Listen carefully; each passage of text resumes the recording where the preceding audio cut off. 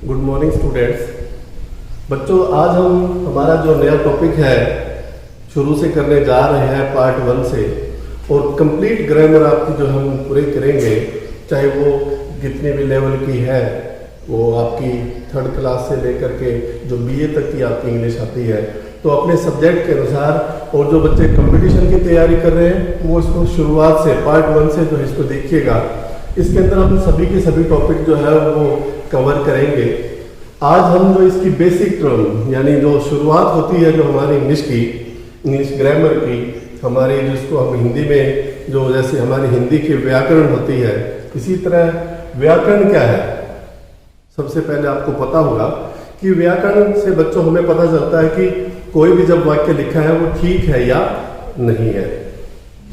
कोई किसी भी चीज को टेस्ट करने के लिए, जैसे आप क्या आता है एक टेस्टर की तरह होता है। बिजली का टेस्टर आपने देखा होगा, उस टेस्टर को आप लगा करके बिजली के स्विच में लगा के चेक करते हैं कि लाइट है या नहीं है। लाइट होती है तो उसमें लाइट आ जाती है, नहीं है तो नहीं आती।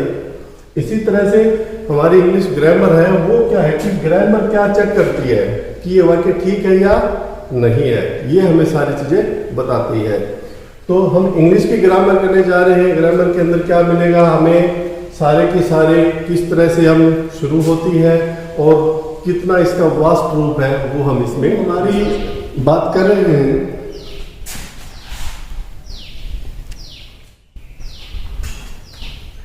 बच्चों, बेसिक टर्म ऑफ इंग्लिश के बारे में हम बात करें तो अभी हम बात करें कि टर्म्स है कौन कौन सी। जैसे हमने हिंदी में वर्ण किए, अक्षर किए, शब्द किए, इसी तरह से हम हमारे जो बेसिक टर्म हम इंग्लिश की बात करें तो सबसे फर्स्ट जो है हमारा जो आता है वो है आपके अल्फाबेट्स।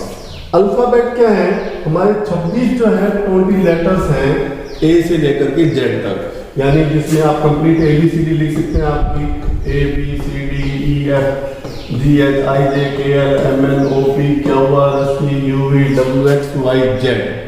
Z तक जो है वो सारे के सारे आप 26, हम ये भी कह सकते हैं कि लेटर है, और ये हमारे किस में आता है, अल्फाबेट है। इंग्लिश का अल्फाबेट A है ये, ठीक है।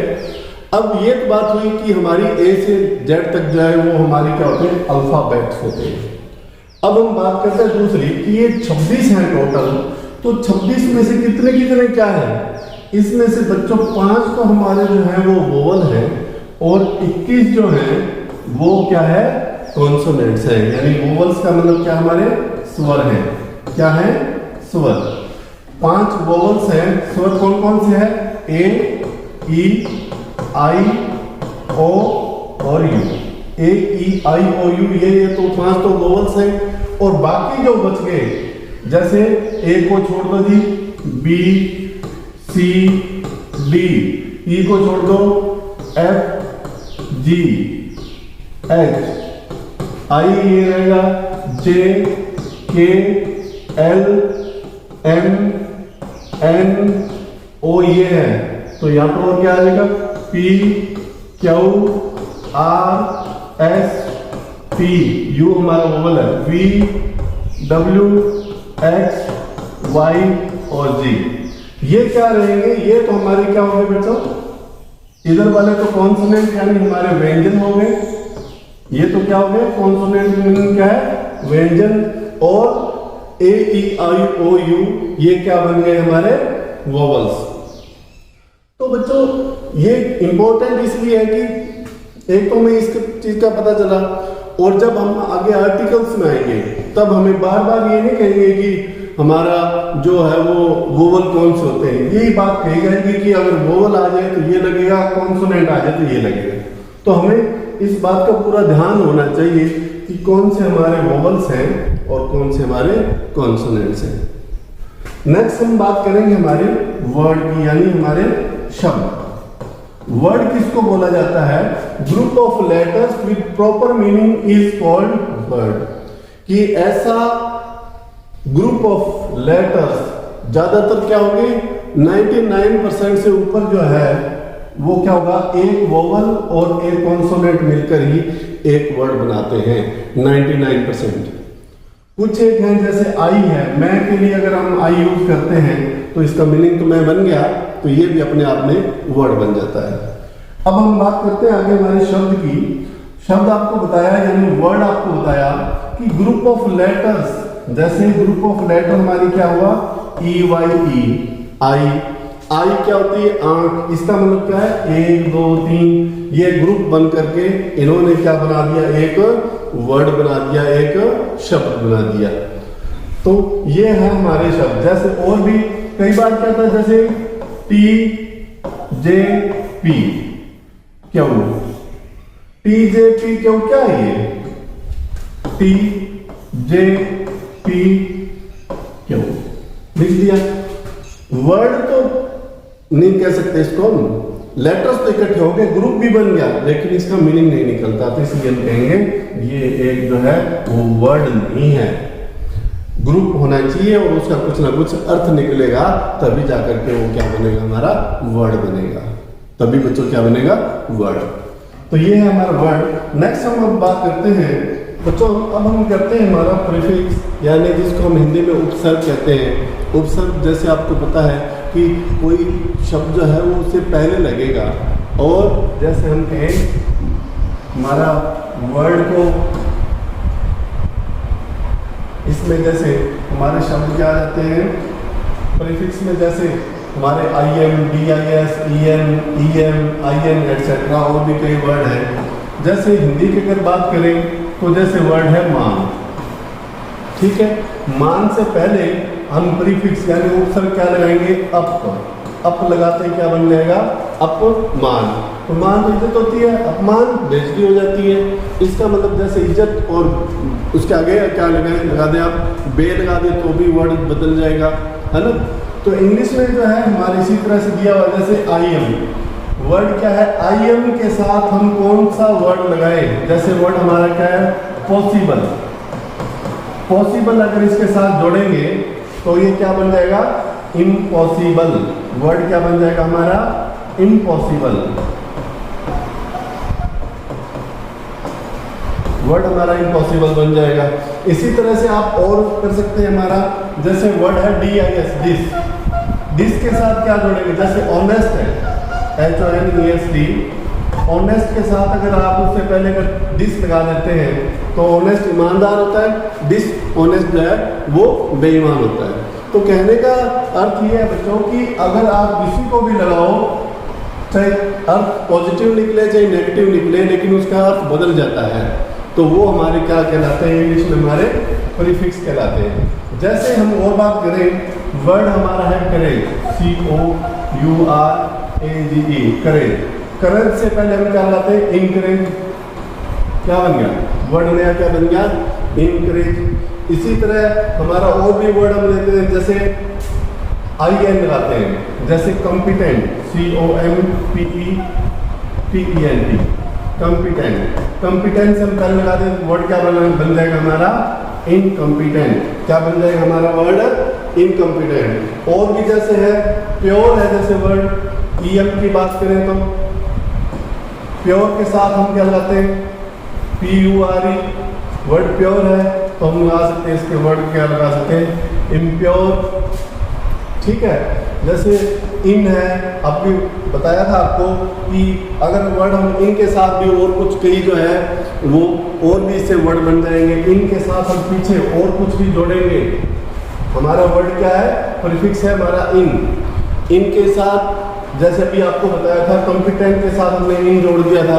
इस तरह और भी बहुत से वर्ड बन जाएंगे जब हम इस प्रीफिक्स को यूज करेंगे।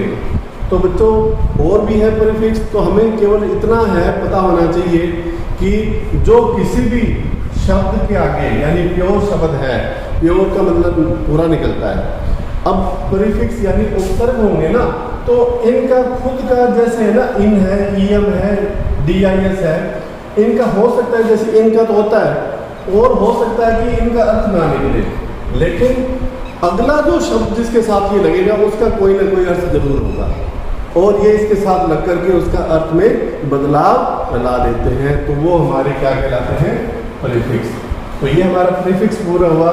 नेक्स्ट है हमारा, वो है बच्चों सफिक्स का। क्या है, सफिक्स। ये क्या काम करता है, जिसको हम हिंदी में बच्चों अगर हम बात करें तो इनको कहा जाता है प्रत्यय। क्या कहेंगे हम, प्रत्यय। अब ये क्या काम करते हैं कि मूल शब्द के पीछे जुड़ करके नया वर्ड बनाने वाले सफिक्स कहलाते हैं। जो शब्द के पीछे जुड़ेंगे, हिंदी में क्या हुआ, प्रत्यय, जो शब्द के पीछे जुड़ जाते हैं, पीछे जुड़ कर करके और उनका मीनिंग चेंज कर देते हैं, उनका हम क्या कहेंगे, उनको हम कहेंगे सफिक्स। पहले जुड़ा तो प्रीफिक्स, परी का मतलब होता है पहले, प्रीफिक्स हो गया, उससे पहले फिक्स हो गया तो प्रीफिक्स यानी हमारा उपसर्ग आ गया, और प्रत्यय जो सुफिक्स जो बाद में, सफिक्स क्या होता है जो बाद में जुड़ता है। जैसे हम बात करते हैं हमारा एजीई, एज का मीनिंग तो बनता है लेकिन ये पीछे जुड़ेगा तो अब क्या होगा, ये मीनिंग बदल देगा। ED, SHIP, ISH, EN, IST, ING, EM etcetera. तो ये वर्ड जो जुड़ करके जब इनका मीनिंग चेंज कर देते हैं, क्या करते हैं, इनका मीनिंग चेंज कर देंगे तो इनको हम क्या कहेंगे, सफिक्स कहेंगे। जैसे हम बात करते हैं एज की, जैसे क्या है कि लीड, LEAK, क्या वर्ड है, लीड, और वर्ड क्या बन जाएगा, एज जुड़ करके क्या बन जाएगा, लीकेज, क्या बन जाएगा, लीकेज। इसी तरह से अगर आप वर्ड ईडी जोड़ते हैं, जैसे वर्ड की फर्स्ट फॉर्म क्या है, प्ले, प्ले मीन्स खेलना, और ईडी जुड़ते ही ये क्या बन जाएगा, प्लेड। वर्ड की सेकंड फॉर्म ही बदल दी इसने, ठीक है। इसी तरह से बात आती है शिप, क्या है, शिप। अगर जैसे वर्ड है फ्रेंड, FRIEND, फ्रेंड, फ्रेंड के साथ शिप जोड़ेंगे तो वर्ड क्या बन जाएगा, एक बन जाएगा हमारा फ्रेंडशिप। वैसे शिप तो जार होती है लेकिन फ्रेंडशिप मित्रता होगी। देखो ये तो होगी मित्र और मित्रता, है ना। तो ये क्या है कि इसका इसने आते ही अपना पीछे लग करके अपना मीनिंग चेंज कर दिया। और भी हम जैसे वर्ड ले लेते हैं बच्चों, IS, जैसे हमारा वर्ड है चाइल्ड, क्या वर्ड है, चाइल्ड, चाइल्ड होता है बच्चा। अगर हम इसके पीछे ISH लगा देंगे, ISH लगाते हैं क्या बन गया वर्ड, चाइल्डिश, यानी बच्चों जैसी हरकतें करना, बच्चों के जैसी हरकतें, तो चाइल्डिश हो गया, है ना। इसी तरह आप कुछ भी और भी लगा सकते हैं, EN भी लगा सकते हैं, ING, EM, ये लगा करके भी आप अलग से इनका वर्ड बना सकते हैं। जैसे हम बात करते हैं बच्चों IS की, जैसे क्या सोशल है, सोशल के साथ हम क्या लगा देंगे, IS लगा देंगे तो क्या बन जाएगा, सोशलिस्ट। इसी तरह से इंटरेस्ट है, क्या वर्ड है, जैसे आपका वर्ड है इंटरेस्ट, INTEREST,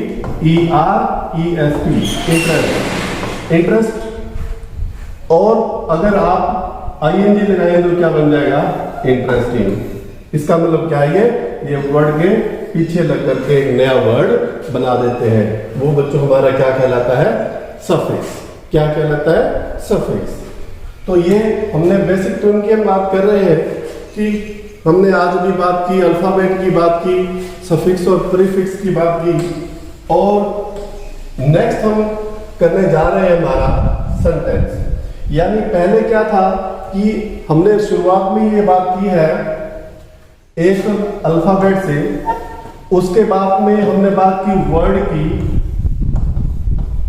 क्या बात की, वर्ड की, और अब हम बात करेंगे पूरे सेंटेंस की। क्या बात करेंगे, पूरे सेंटेंस की। जैसे सेंटेंस बच्चों आया हुआ है, सेंटेंस की बात करते हैं तो यहां पर है सेंटेंस मीन वाक्य, a tense with a sense is called sentence. से यहां पर रिपीट कर दिया, a tense with a sense is called sentence, कि ऐसा टेंस जिसका कोई न कोई मीनिंग निकलता है, जिसका कोई न कोई मीनिंग निकलता हो। हिंदी में हम जिसको वाक्य कहते हैं, तो आपने पढ़ा होगा हिंदी में परिभाषा कि शब्दों का ऐसा समूह जिसका कोई ना कोई अर्थ निकलता हो, जिसका कोई सेंस निकलता हो, उसको हम क्या कहते हैं, सेंटेंस। जैसे हम बात करें सेंटेंस को, अगर हम बात करें तो जैसे मैंने लिख दिया कि ग्रुप ऑफ सेंटेंस, जैसे क्या है कि आई एम ए बॉय, मैं एक लड़का हूं। तो ये ग्रुप ऑफ वर्ड्स हो गया, शब्दों का समूह हो गया, और इसका कोई ना कोई अर्थ निकल रहा है, मैं एक लड़का हूं, इसका अर्थ निकल रहा है, इसका मतलब ये क्या है बच्चों, एक सेंटेंस है। अगर यूं होता, जैसे कोई कुछ भी होता,